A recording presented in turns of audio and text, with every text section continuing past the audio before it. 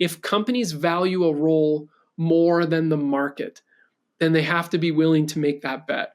So if you are an AI startup, it's one thing if you're a massive company and you go, it would be nice to have 5 AI engineers, whatever that might, whatever they think that might mean. But if you're a startup and you say, we have 27 employees and there's 3 that are make or break for this entire organization, then those are roles where you might need to make an investment.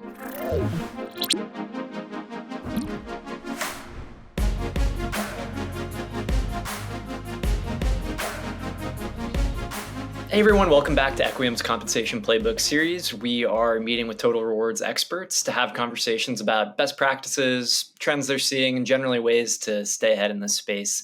Today, I'm really excited for us to have Michael Downey, Director of DataRobot's at DataRobot, someone I've had the opportunity to speak with a number of times in the past and always love getting his perspective.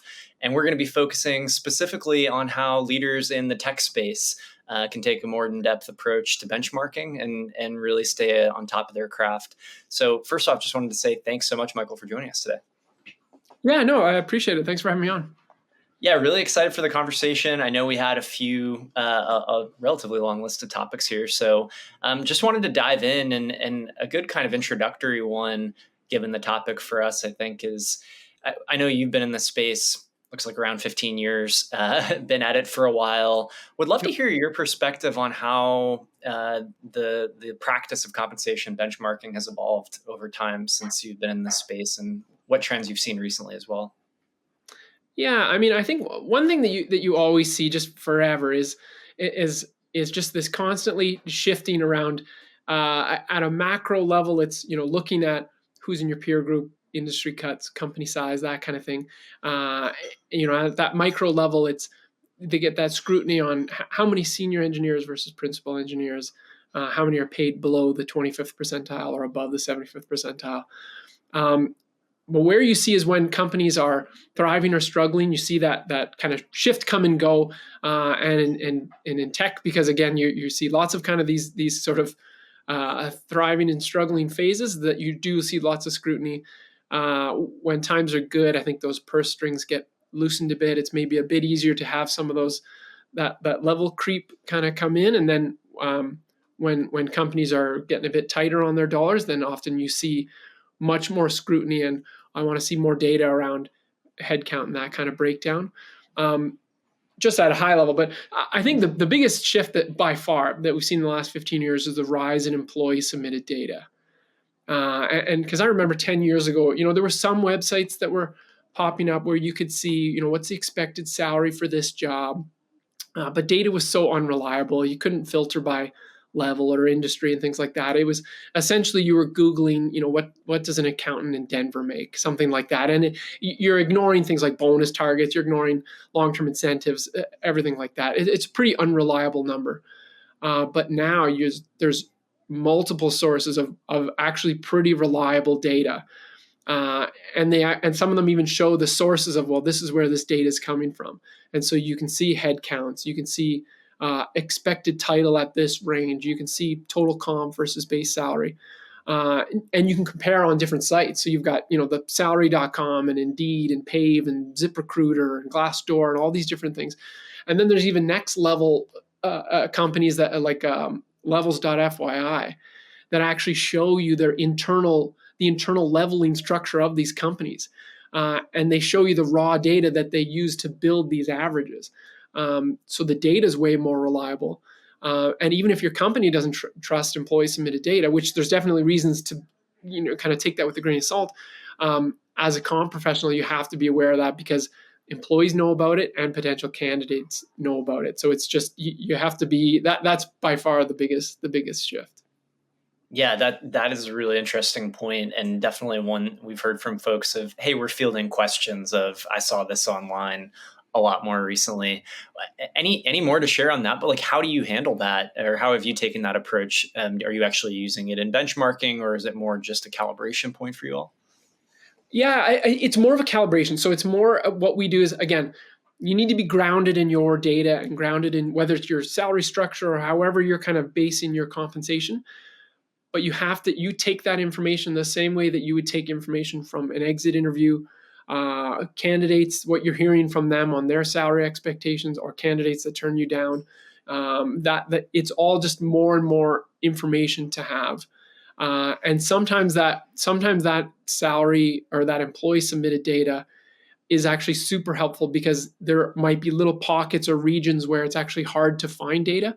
And a lot of times that can help fill that gap, or maybe fill some of those levels of, well, we have data on these two levels, but not this one. And so you can use that really to supplement a lot of your data.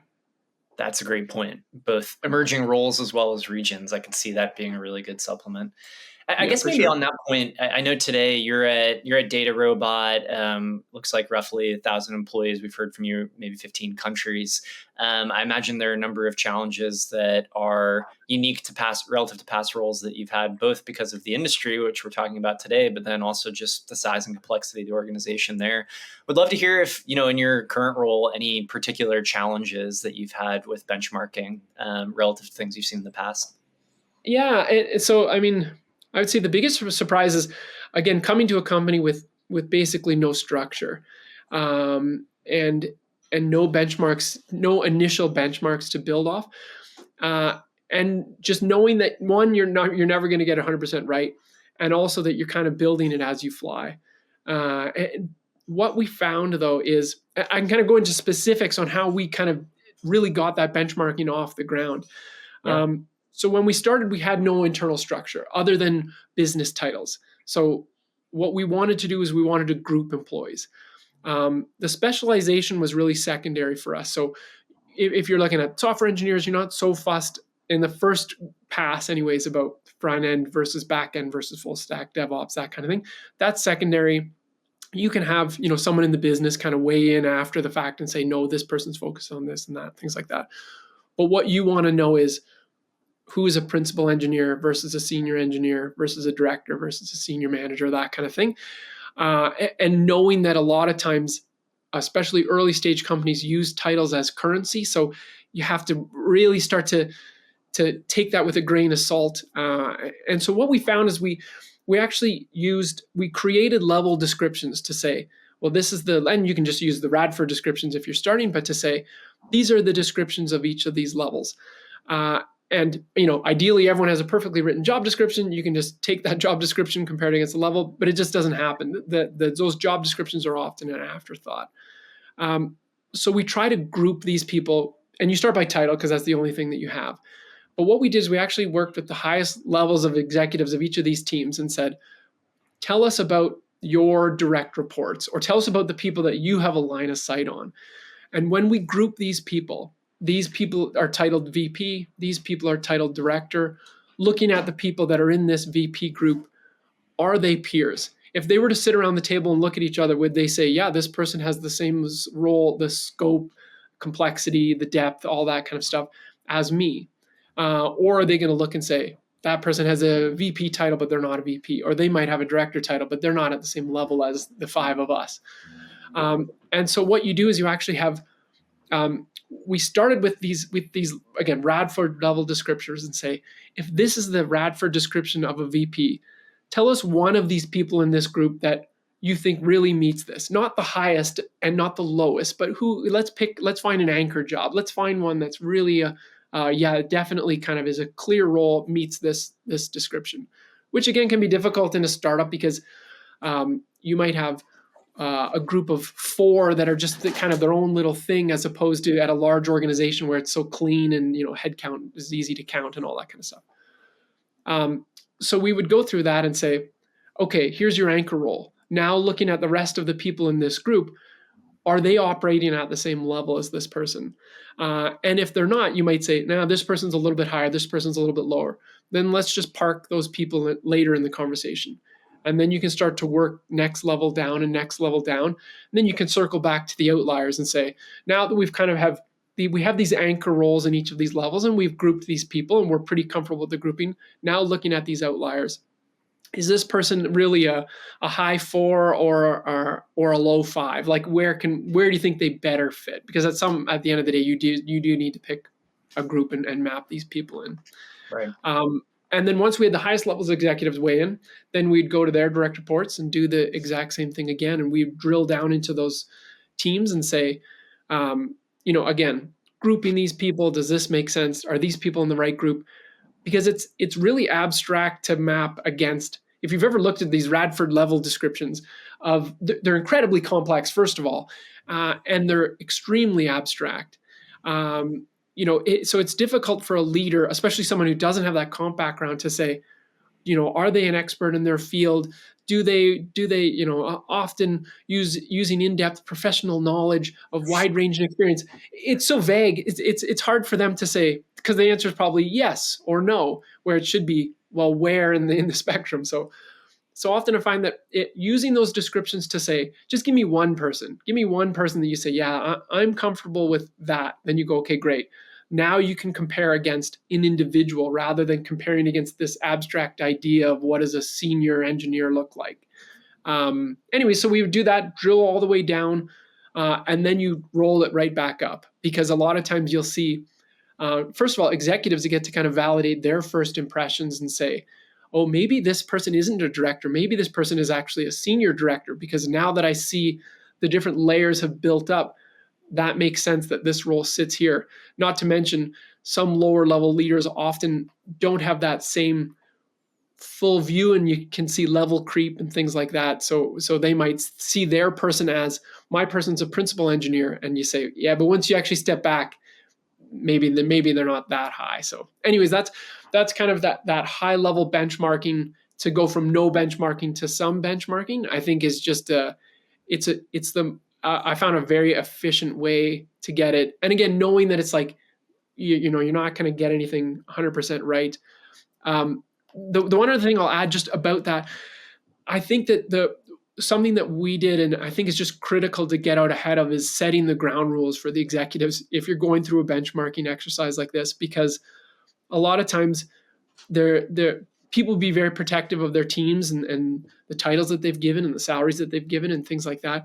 So to come out and get out ahead of it and say, look, are there going to be any expected changes of this? Salary changes, headcount changes, title changes? Are we going to have to communicate to the employee that they're actually at a lower level than they think they are?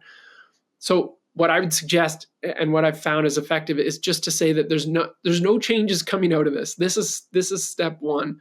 And step one is just, we need to have a look at our org and say, where are we? Where are these people leveled?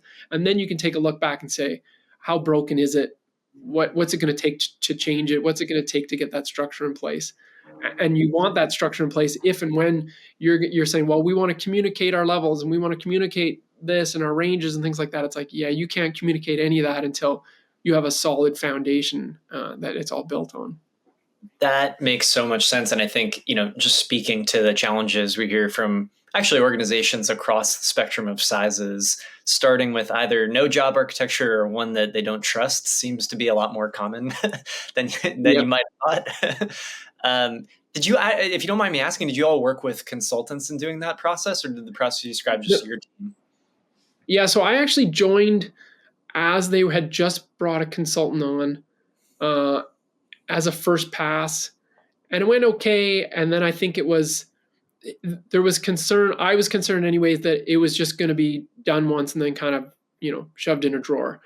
And so then after that, so I went back and I probably did 3 more reviews kind of every 6 months to say, here's where your team is today. And we aligned it with a salary review so that it kind of made sense of like, hey, as you're going through the salary review, did this person get promoted or did they not? Or are you is this a real promotion, or is this a cleaning up a title exercise, or something like that?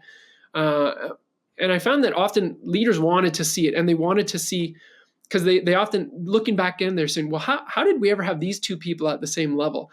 And we would often say, we're not asking for an apology. We're not asking for an explanation. Let's just fix it. Let's fix it now.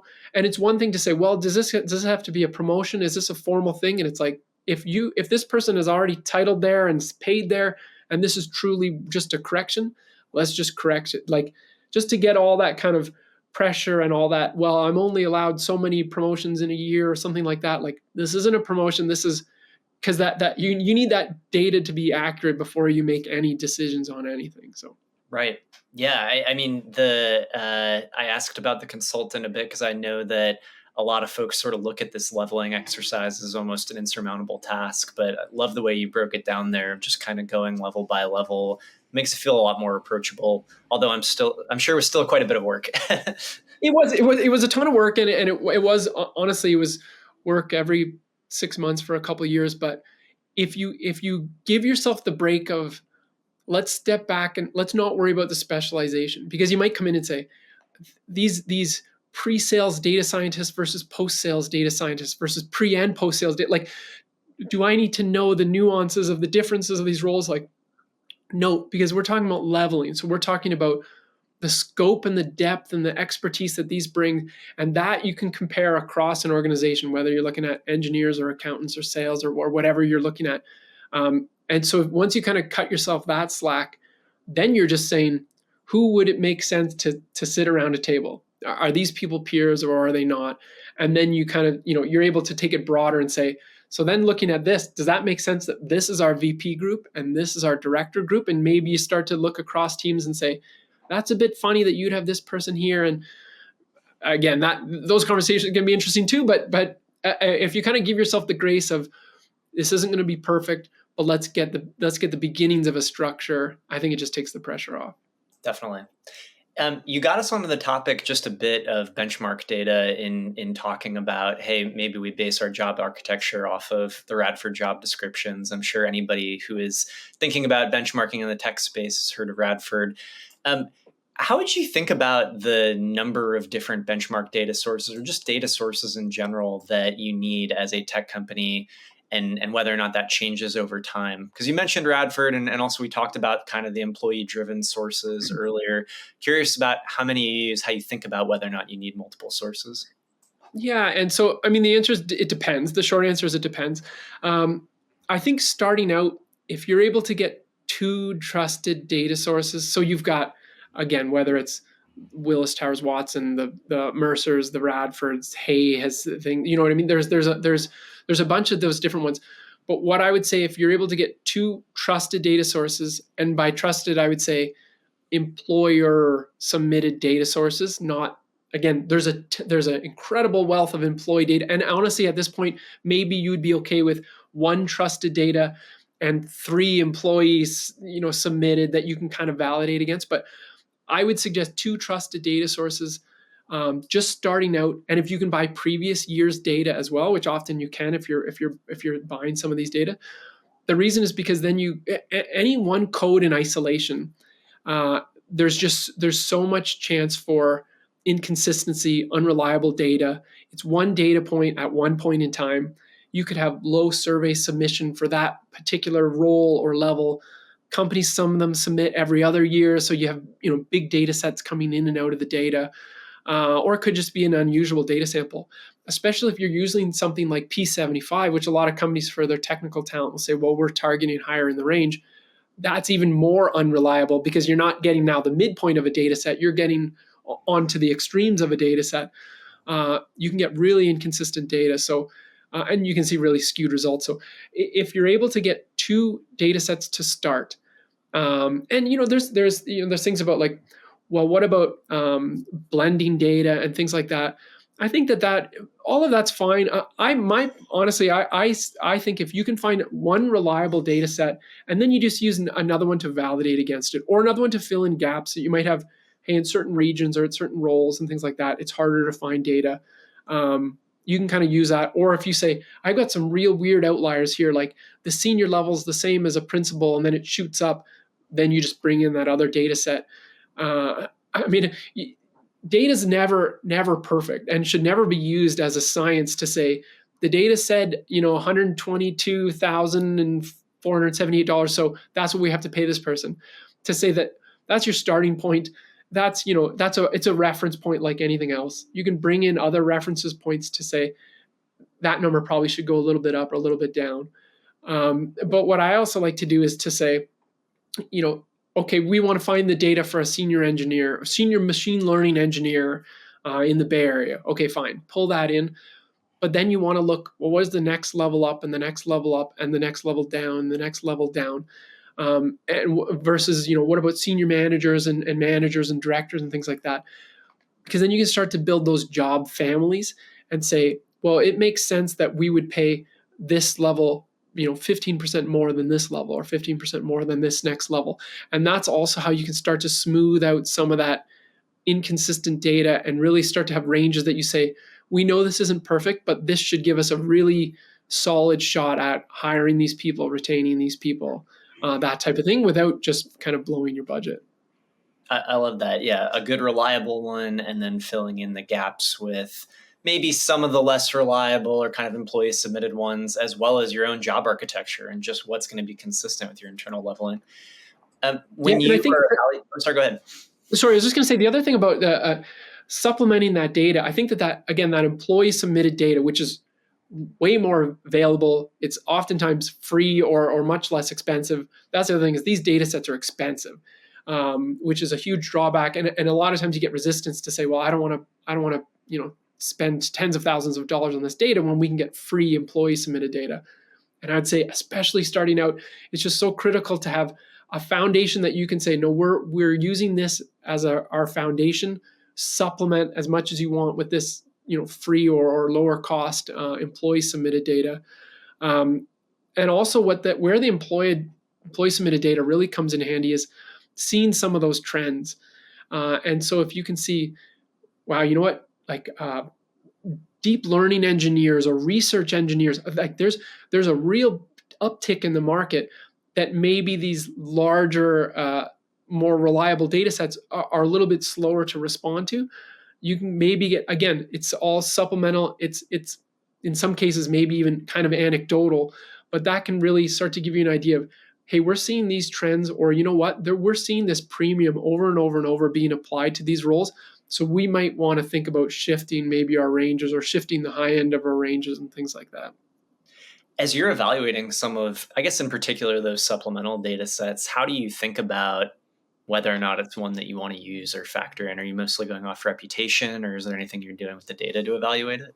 Yeah, so reputation for sure is kind of a first step, but absolutely, I think that there's a lot of, call them maybe general data validation things of saying, what's the head count? What are these companies coming from?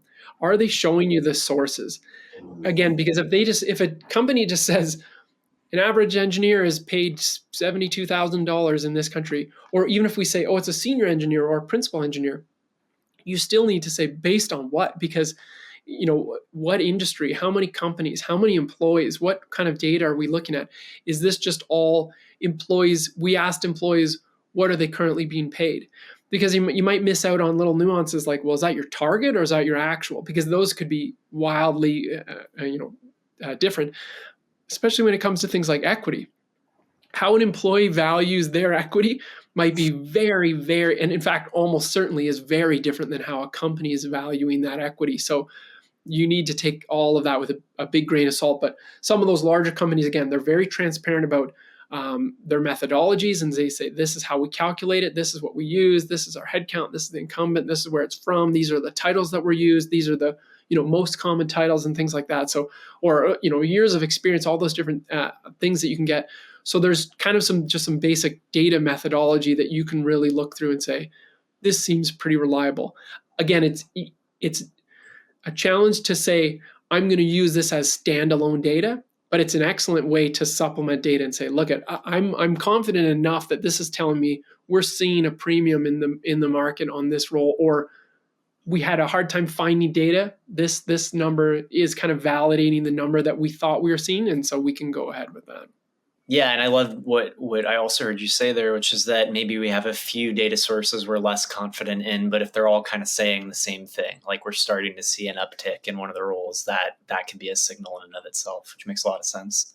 Yeah, it's nice just as a validation, right? Because a lot of times you have data that it's one data point, and you say, I don't know, I've never hired a principal engineer, machine learning engineer in Germany before, and so how confident am I that this is the thing? And it's like, you can have a look at all those employee submitted ones, and it'll at least give you some confidence in where you're at. Yeah. I know in one of our previous conversations, we talked a bit about something you've touched on a few times here, which is, hey, if we have this new role, we're trying to hire a machine learning engineer or an AI engineer, we're trying to hire them in a new region. How do we approach that? What's the challenge? I would love to hear maybe your latest thoughts on that. Any additional ones that you have on top of some of the supplemental data on how do you approach benchmarking for some of these emerging roles, the AI engineers, maybe top of mind for everyone in the tech space? Yeah, and so it's actually fascinating because uh, I was reading an article, and it was, and sorry, I can't reference the article, but it was that they're expecting 30,000 AI engineers to be hired, PhD level AI engineers hired in the next year, and there are currently 3,000 people in PhD engineering programs. And it's that there's going to be this huge thing where the rubber hits the road here, and some companies are going to have to either change their expectations or really make that bet. I'll answer I'll take it on a little tangent just for a second, because I think what's super interesting is companies, again, they want to know, well, what does the market pay for this role? And you might say the latest data that we have, or the most reliable data that we have right now, is that it pays, here's the 25th, here's the 50th, and here's the 75th percentile.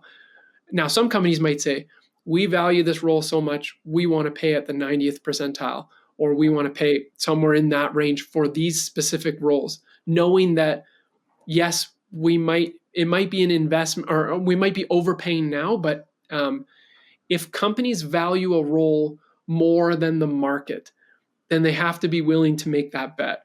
So if you are an AI startup, it's one thing if you're a massive company and you go, it would be nice to have 5 AI engineers, whatever that might, whatever they think that might mean.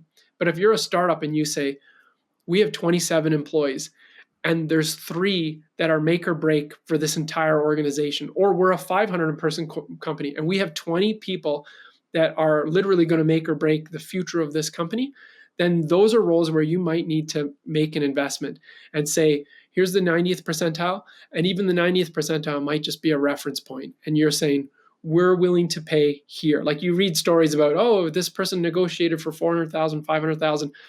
That's because that's a company making a bet and saying, it doesn't matter, because the return is either going to be our company makes it and we're off and running, or we don't make it because we don't have this specific skill set in-house. I just think that's one that's really critical. I know that wasn't exactly the question that you're asking, but so to go back to the original question though, thinking about finding this data, a lot of times you're going to find data that you won't find the data that you want. You're never going to find, hey, tell me exactly. I'm going to ask ChatGPT. Tell me exactly what is this highest level engineer make because we want to do something. That number doesn't exist. The number doesn't exist that you can make a bet on it.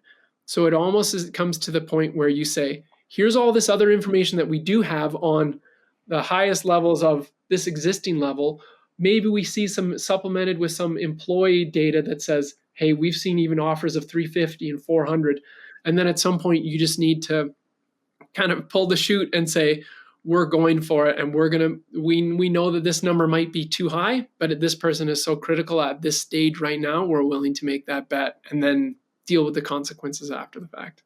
I love it. So look at the roles that are similar, that you do have data on, use some of those supplemental data points, and then especially on these types of emerging roles where we're hearing some pretty crazy numbers, be prepared to know which roles you want to make an investment on. And make a conscious decision though. That's the other thing, right? Is that it's not it's a free for all in engineering and now all the high tide's going to rise all the boats.